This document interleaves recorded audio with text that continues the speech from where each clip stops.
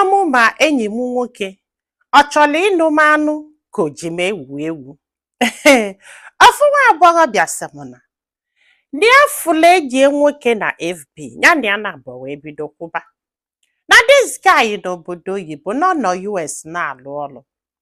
Mgbe ya na ya na-abụ bido kwụba, ọbịa ọkpọ onye ọ na-asị ya na ya nata ka ya bịa fụ ndị befe ọkwa ịghọtago fa na-akwụkwa na-akpa ife niile na-aga ọfụma. Even no nwe one day ya na ya na-abụ na-akali. Ọ gị a wee pụta wee sị ya kedu onye gị na ya na-abụ na-akpa? Ọ sị ya nọ nwunye. Akwa ịghọtago so na uche niile bụ na fa akwadosigo ịmago na ọbọsị ọ ga-abata ka ọ bịa fụ ndị befa ka o mee gị. Ihe a na-agakwa ahụ. Anọgidezie nnọọ dịka a ga-asị na ya mụrụ ife meno. Ya na-akpọzi this guy ọ na-enye excuse. Ya kpọli agbogo, ya kpọli agbade. Oge ọbụla na ya dị busy. Oge ọbụla na ya dị busy. Na this guy ya na-agwa anyị ihe a na before bido ihe anụnwa na onyenwa bụ onye ga na-edistọb na-akpụ ya na ịmagolu gbogo gbede mana moto ebe ọbụla. Mana kịta zi ya kpọ onye osi ya na ya na-anya moto. Akwa onye na-akpọ vie na moto, ọkwa onye na-enye bie nsogbu. Ya kpọ onye mgbe ụfọdụ ọ sị ya na ya nọ n'ọfịs na ya na-alụ ọrụ na ya dị busy. Ya wee kekwa onye 3 times ọ na-asị na ya dị busy ka o mechezie kpọchigha azụ no way. Ka o mechezie kwuo one thing or the other no way. N'ihe anụnwa emego kịta anụnwa ebe eyi ọkwa ya ya na ya na-abụ bido wee mebe ihe a. Ọ sị mana ya gwụzili ya ike bụ na this guy batalụ si obodo oyibo bata Naija. Ya wee na-akpụ ya na-asị ya ka ịbọsị ha ga-afụ. Na onyenwa bụ onye na-akpụ ya that she keep on calling. Is either na ya dị busy or na ya dị tired or na ya melụ nke a or na ya melụ nke a. Ịmago na onye nye nwoke si obodo oyibo bata. Na ya na-ene anya gift, na-ene anya ibongi, na-ene anya so many things. Ịmago nunu ụdị ihe awa.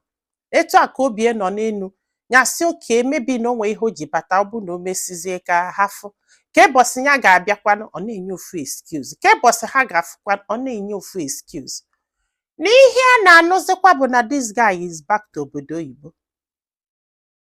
Ọ sị m nne na ike kwụrụ ọtọ gwa ya na onye rie ọnụ back to obodo oyibo without seeing how even ọkpọ dị agwa ya na ya na-ana nọ ka ya kpọzili ya ọ na-asị ya dat na echighi gazụ na onwe ka o si wee dị nke nwa magolu. Ọ sị m nne n'ike agwụ gị na ya mụrụ ife ya ga-echeche na ya mara ife ya ga-eme. In fact na ya na-afụta this relationship as na the guy ya draws interested. Maybe na ọfụgo onye ọzọ, maybe na ọchọzi. N'ike kwụrụ ọtọ gị onye akọsi ala ọ na-asị ya ịdọkwa shọ gị nwekwe ndidi. Ụfọdụ na-asị ya nwee ndidi, ụfọdụ na-asị anya hapụ the guy. Na ya gbara ife ya ga-eme eme, ọnya gbazia the guy nkịtị, ọnya happy, ọnya move on. And ya na-agwa m eziokwu na since ya na this guy bido kpaba na nwere nwoke ọzọ ya na ya na-abọkwugo ya just were obie niile ihe niile nye this guy. Mana etu o si wee dọkịta na ike kwụrụ ọtọ gwa ya. Tiasa fụtazi ha nọdụ ka a ga-asị na ya bụ onwe na-atụkwọ nwoke akwa ịghọtago ọ na-agbachapụ ya nwa na-eje, ọ na-agbachapụ ya nwa na-eje. Ya ka bụ nwatakịrị na ihe dụkwa ya n'isi bụ ka ajebela onwe ya ịghọtago. So mana onwe ndị na-asị na ihe a nwee ike ọ bụrụ na the guy just try test ya. Nwekwa ike ọ bụla eziokwu na the guy dị busy. Mana ya mara ụdị busy mmadụ ga-adịgide gị na enyi gị nwaanyị ekwuru okwu na phone. Ị nata Naija nọsịa ifuro the love of your life. You just know chigha azụ to obodo oyibo. Ụfọdụ na-asị na such thing might, emergency and others. But ya mụrụ ife ya ga-elo elo. Ya mụrụ ife ya ga in fact na ike gwụrụ ya. And ndị ọnya ka ji wesị ka amalife ndị mmadụ lọ. So nwanne m kedu filo? Ọ bụrụ na gị nwa bụ this girl, kedu ife ọ dụgo ka ọnya dị n'isi this guy? Ọ dụgo ka ihe ọ test ka ihe anụnwa bụ na uche the guy adrọzia. Ọnya just jebela onwe ka ọnya just tinyekwa isi na this relationship na-ene this guy anya ka ọ malụ ma ọ bụrụ na ọnwụnwa ka ọ na-anwụ ya ka ya malụ.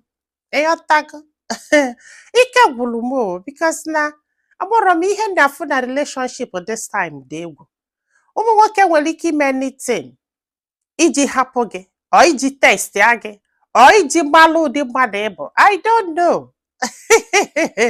The same thing goes to na nwoke nwere ike ime anything iji wee ịmagolu kparịga gị n'akụkụ ka ịghọta o nwere ka mmadụ ga-esi na-enye gị red flag ịghọta na ọ chọrọzi akwa ịghọtago nwekwanụ ka ọ ga-esi na-enye gị the red flag ọ bụghị na ọ chọọ test gị ka ọ malụ how desperate dị magolo ka ọ malụ I don't know but I don't know mana asị anya kwuo na ya just chọọ imove on ya ka dị very young ka ji nwayọọ chọba onye ọzọ maka na afụ nụrụ ụdị relationship dị otu ọkwa ịghọtago